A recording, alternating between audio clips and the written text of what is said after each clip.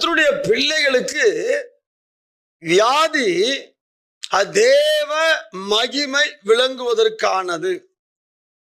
கர்த்தருடைய பிள்ளை வர வியாதி அது கர்த்தரை கிட்டி சேர பண்ணுவதற்கு, இன்னும் கர்த்தரை தேடுவதற்கு, இன்னும் கர்த்தரை அறிந்து கொள்வதற்கு ஏதுவாகுமே தவிர, நம்ம கர்த்தருடைய பிள்ளை வந்திருக்க வியாதி கர்த்தரிட்டு தூர விலக பண்ணுவதற்கானது அல்ல.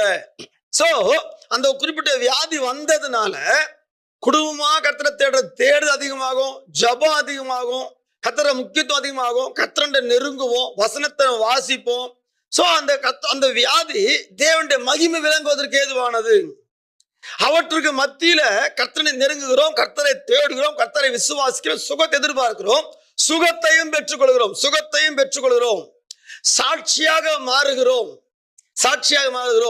அப்ப நம்ம மூலம் இயேசு மகிமைப்பட ஆரம்பிக்கிறார். அதான் வாசிக்கிறோம், தேவ குமாரனும் அதனால் மகிமைப்படுவார்.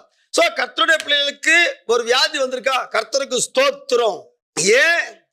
ஏன் அந்த வியாதி வந்துச்சு?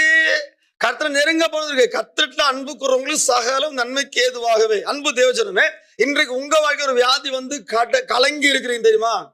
இந்த வியாதி வர்றதுக்கு முன்னாலே ஜெபித்து ஜபம் எப்படி, இப்ப ஜெபிக்க ஜபம் எப்படி?